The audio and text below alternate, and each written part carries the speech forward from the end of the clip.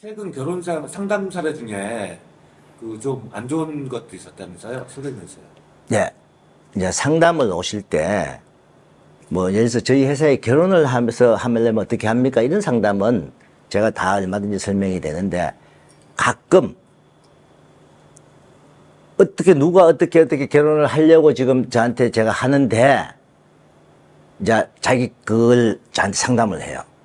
심지어, 이분이 결혼 자격이 안 되는 분, 비자 자격이 안 되는 분이에요. 왜냐면 직업도 실제 돈은 벌고 있어요. 개인 사업 한다고 해서 보니까 개인 사업자 없이. 그리고 재산도 그렇게 많지가 않아요. 자그마한 집 한 개 있다 보니까 재산만 한 1억 정도. 재산 실제 1억, 2억 공시가로 계산하면 또 얼마 안 되잖아요. 그러면 이분이 의료보험료도 금액이 얼마 안 돼. 소득신고하는 것도 없어. 비자 자격이 안 되잖아요.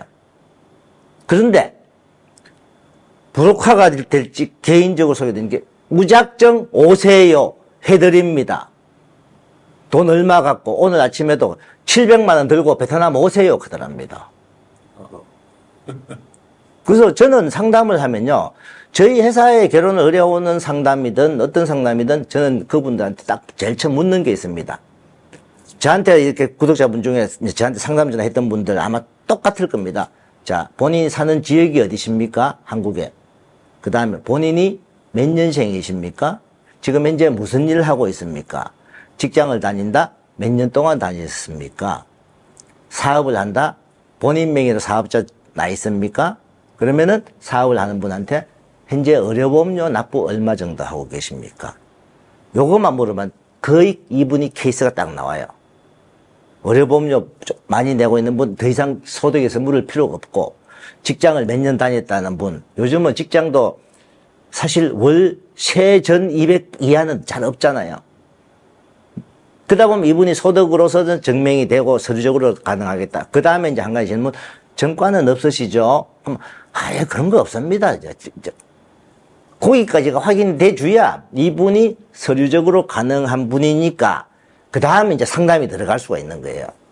근데 거기 질문에서 탁 걸리는 분들이 뭐냐? 다른 데서 이제 이렇게 하려고 하는데 사장님한테 제가 한 번 좀 이렇게 상담을 해보고 그게 하려고요. 안 되는 분. 무작정 돈 들고 오래요. 그러고 무작정 계약서 쓰자고. 실제 결혼업체도 그런 데 있습니다. 자, 제일 많이 이렇게 가는 게 뭐냐면 개인 택시 하시는 분. 예를 들어서 드릴게요. 개인 택시 하시는 분들 보통 지역에 따라서 카드 매출을 이제 매출 신고하거든요. 1년 한 4, 5천에서 많이 하면 7, 8천입니다. 1년. 현금 매출 빼고 신고 안 하니까. 카드 매출을 신고해서 한데 이분이 자기 소유의 또 아파트나 집이가 있으면은 의료보험료가 조금 더 높게 나와요. 대부분 전세 산다. 그러면은 이 카드 매출을 갖고 소득신고할 때 틀어버리고 하면요, 소득신고 1,000만 원 앞뒤입니다. 그러면 집이라도 한 개 있으면은 그 집 공시지가로 재산을 해갖고 하면 돼. 근데 제가 이렇게 상담해 보면은 집이 있어도 자그마한 집, 공시지가 한 1억 이내, 아니면 전세분들이 많더라고요. 안 되는 분들이. 소득에서. 그냥 무작정 계약하고, 지금 개인 택시니까 네, 됩니다. 나중에 비자 때, 진짜, 시급하는 거죠. 그러면, 신랑분들이 이렇게, 안 되는 사람, 왜 이런 거 안 되는데 결혼식이 회사에서 책임져야죠. 회사는 직업만 확인하게 돼 있습니다. 그분은 개인 택시 직업을 확인했기 때문에 이 회사는 문제가 없어요. 비자가 되고 안 되고는 신랑이 왜 소득 증명, 이거는 신랑 개인적인 능력입니다. 비자가 안 됐다고 해서 회사가 책임을 안 집니다. 그걸 모르죠. 네, 그걸 모르는데 저희는 먼저 가능한 분인가를 확인했는 게 이제 신랑분들이 내가 이제 결혼을 하려고 하니까 나는 소득 증명이 되는 사람인지 안 되는지 본인들이 알아야 돼. 안 되면은 대구로 만든 다음에 진행을 하든가. 업체에서 소득이 어떻게 되는지 체크해서 해주는 업체요. 제가 봤을 때는 30%가 안 됩니다. 나머지 70%는 무작정 계약해놓고 돈 벌자 주의.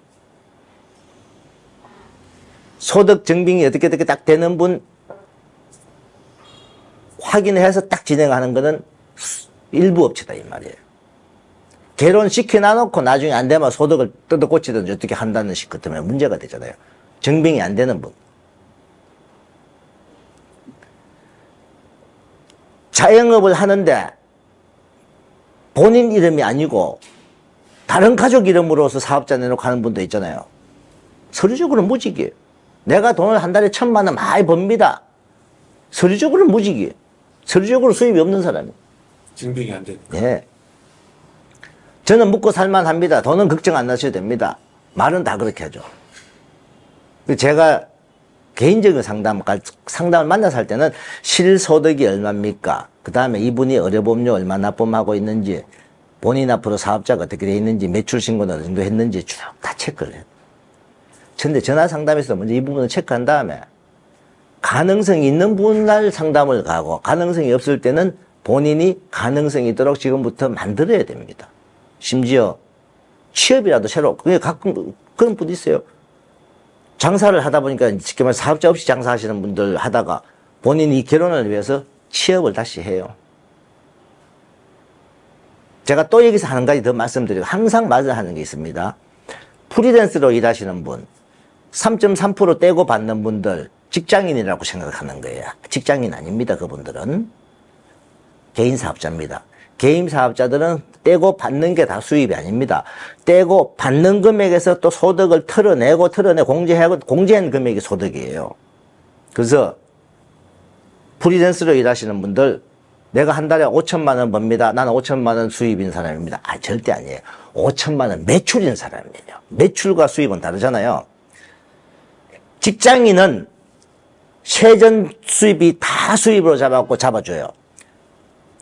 자영업자는 반드시 매출에서 경비를 다 털어내고 수익을 잡기 때문에 그 부분, 그게 안 되는데도 결혼을 시키려고 하는 업체는 돈 벌기 위한 목적인 거예요. 그래서 베트남 현지에 아는 사람이 있어요. 현지에 업체를 하고 있어요. 현지에 업체가 좀 부룩한 소리야. 아니면은 현지 에이전시나 이렇겠죠.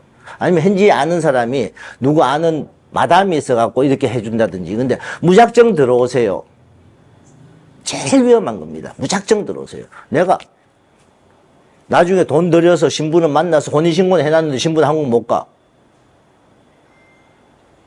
심지어 신랑이요. 비자가 안 나오는 전과가 있는 사람인데도 결혼시켜놓고 보는 거. 그러면 애기 낳으면 돼요, 나중에. 그러면 이 신랑도 애기 놓기 위해서 막 베트남 들어와서 노력을 했는데 그게 쉽지가 않잖아요. 사실 계속 매일 사는 사람하고 다르잖아요. 누가 한 달 같이 지낸다고 무조건 임신할 것 같으면 이 세상에 부부들 임신 안 할 사람이 어디 있겠습니까? 해놓고 나서 나중에 애기 낳으면 돼요 하고 딱 나자빠져버리면 문제가 되죠. 그래서 내가 처음부터 결혼의 자격이 아닙니다. 본인 신랑분들이 착각하는, 결혼은 누구나 할 수 있어요. 법적으로 결혼을 막는 건 없어요.